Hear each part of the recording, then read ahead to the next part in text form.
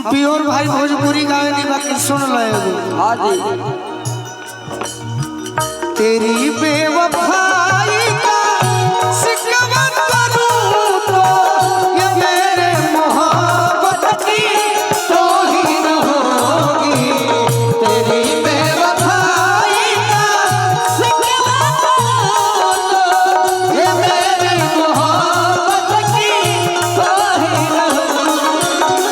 हर महफिल में मैं क्या बात है। रुसवा करूं तो जय खाली भैया ये मेरे मोहब्बत की तौहीन होगी। तेरी बेवफाई का शिकवा करूं तो ये मेरे मोहब्बत की तौहीन होगी।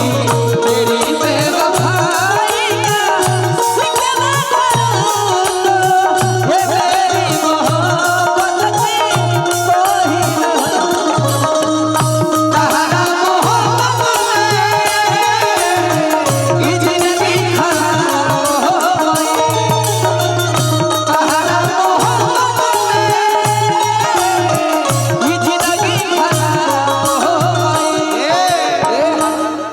जरा पाने की चाहत में बहुत कुछ छूट जाता है। छूट जाता है, छूट जाता है। ये जौहर खाए खातिर पैसा ही पढ़ लिख के दिले बा। मनोज ट्रेडर्स हार्डवेयर कौन चौक बेदो चौक गिट्टी बालू के लिए संपर्क करें। हाँ जी। अधिक विक्रेता होलसेल। क्या बात। जरा पाने की चाहत में बहुत कुछ छूट जाता है।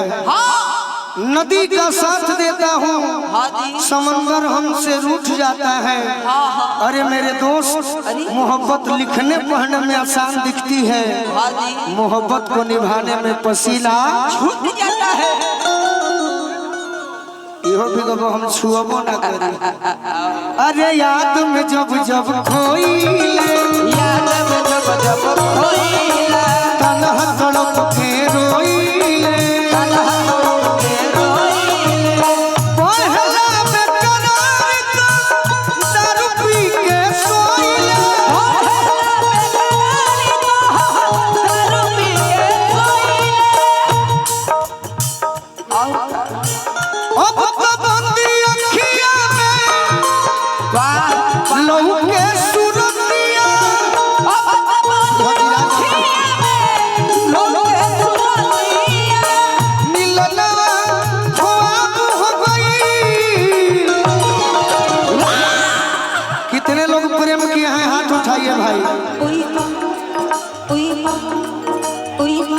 तुम्हारा मोहब्बत में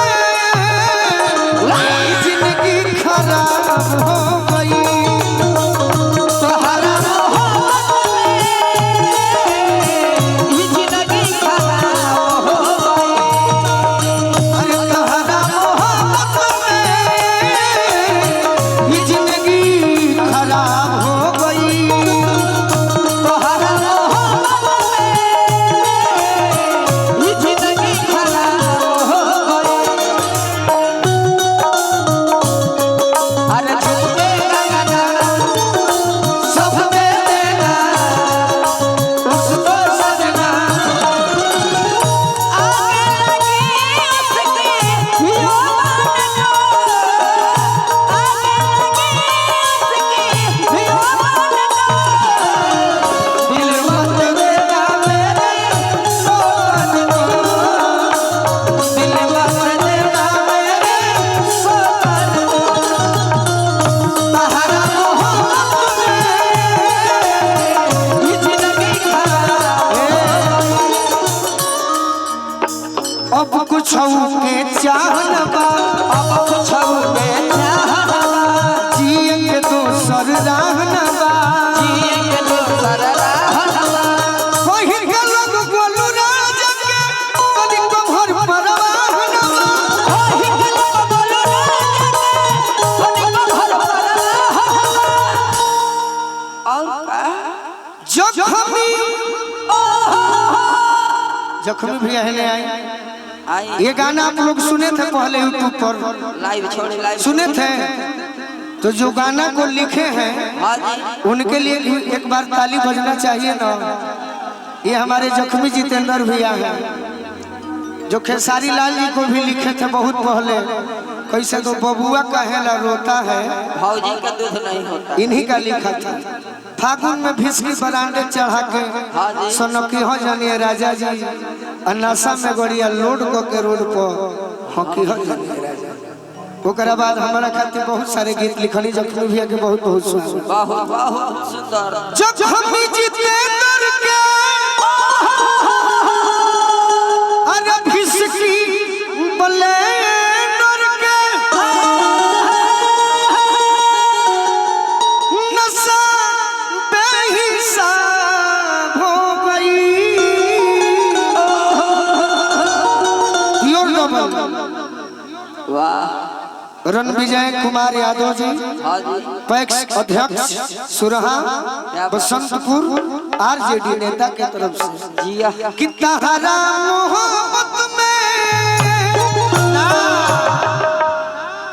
रोजे हो वाला 1 2 3 ई जिंदगी खराब हो गई। तहरा मोहब्बत में ये जिंदगी खराब हो गई। ई जिंदगी खराब हो गई। ये जिंदगी खराब हो गई। ये जिंदगी खराब हो गई। संभलिया सदा डेढ़ डेढ़ डेढ़ बहुत खूब, एक जोरदार ताली।